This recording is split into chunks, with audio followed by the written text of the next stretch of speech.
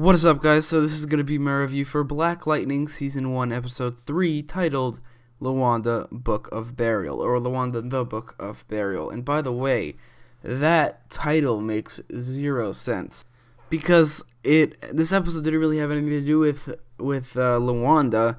I mean, it did a little bit, because the whole march was because of the death of Lawanda and things like that, but they could have like, this title isn't really... It doesn't make any sense. The Book of Burial? What is that? Why is that? Like, the title for episode 2 made a little bit more sense because the episode focused more around Lawanda. Like, she was in the episode, she died in the episode, it was the main focus of the episode. But this one, it doesn't make any sense. The episode 2, Book of Hope, also didn't make sense. I don't understand what the titles mean. But that's not a part of the review at all. That's just something that I wanted to get off my chest. So with that in mind, let's get into the review. So a big thing that people have been saying about Black Lightning is that it's a realistic show, in spite of the fact that it's a superhero show. The issues and the problems that are going on, it's realistic, and this episode continues that trend, which I didn't really see until episode 2. Episode 1 here and there, but episode 2 really showed me that, yeah, this is a very realistic show in spite of the superheroes in it, or superhero for now, which I will talk about in a little bit, because we did get some hints to other superheroes in this episode.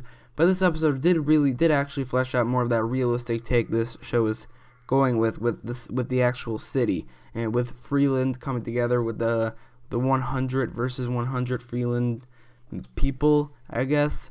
It definitely did make it more realistic, and I've seen some praise for the fact that they're fleshing out the city, and like that's something that the Arrowverse shows, like Arrow and the Flash and Supergirl, haven't done, and that's true. Actually, I hadn't noticed that, but that is definitely true. Aside from the glades on Arrow, because they did actually flesh out the glades a lot, but other than that, there's really nothing to care about with Star City or Central City or National City. But that's not a complaint about on the Arrowverse shows. It's just something that Black Lightning is doing, and it's doing it actually pretty well, because it has these fleshed out characters in the church and at school, and the 100 gang. Even though they're just members of a gang, they're also fleshed out, or at least they were until they were murdered by Tobias Church and Tobias, whatever. But even the gang were fleshed out characters, and that's something that this episode continued with the people who marched on in that march. They were fleshed out characters like that, like the head of the church, I forgot what his name was, and then he was killed, and even though we just met him, you do actually, or at least I did, I cared that he died for some reason, even though we just met him, because he was kind of fleshed out, and that's something that Black Lightning is doing pretty well. Speaking of the 100 being fleshed out, it was more fleshed out in this episode with the introduction of the boss of Tobias Whale, Lady Eve. I thought that Tobias Whale was going to be the main villain of the season. He probably still is, but he answers to Lady Eve, so maybe they're setting Lady Eve to be the main villain of season 2. Maybe the 100 will continue being villains in season 2. That's definitely possible, considering the limited episodes that they have, only 13 episodes. It's possible that they're setting her up from episode 3 to be the main villain of season 2. It's definitely possible, but that also fleshes out the 100. I don't really have an opinion on her yet, because we only saw her for a couple minutes, but so far, if she's the main villain of season 2, then that's fine by me. Although I really want Dr. Polaris to be the main villain of any season. But Tobias Whale, we see him stabbing a guy in this episode. That's something I've been complaining about. In episode 1 and 2, we saw Tobias Whale just killing the people who work for him in the 100, and here you see him stabbing one. I don't like it. I've mentioned this before, and I really don't like it when mobsters kill or torture or injure the people that work for them, because that's like, why would people work for him? I get that it's instilling fear, but that fear would make you want to not work for him ever, and not work for anybody like him. So I really don't like it when they do that in movies and TV shows, but it seems like they're continuing to do it in this episode. They did it in episode 1 and episode 2, and then in this episode they're continuing the trend, which is, I don't like it. It makes Tobias Whale a worse and more one-dimensional villain, which I have mentioned before in episode 1 and 2 reviews, I'm pretty sure, but the fact that it's continuing means I have to mention it again and say that he's still not any more than just another mobster boss from a movie. I thought that the main plot of the episode, the March plot, was okay. I wasn't crazy about it or anything. It was fine. And then the subplots also were pretty okay. Nothing really, they weren't bad or anything, just not really anything to talk about there. But there is something to talk about from the Anissa subplot, and that being, well, a couple things. The first being that this was the introduction of Grace Choi.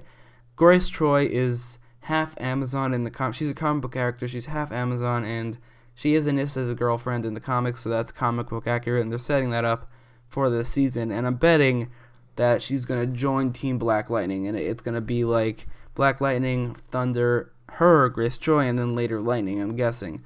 So I don't know when she's gonna show her powers, because she is half Amazon, which means she has superpowers, so I don't know when she's going to do that, but hopefully it's going to be soon. Another thing that we got out of this subplot is that there were a lot of meta jokes. There was like the Outsiders, we saw the Outsiders, and what's crazy about that is, first of all, we saw the DC logo on top of it, so that is the same Outsiders from the DC comics, which is really meta.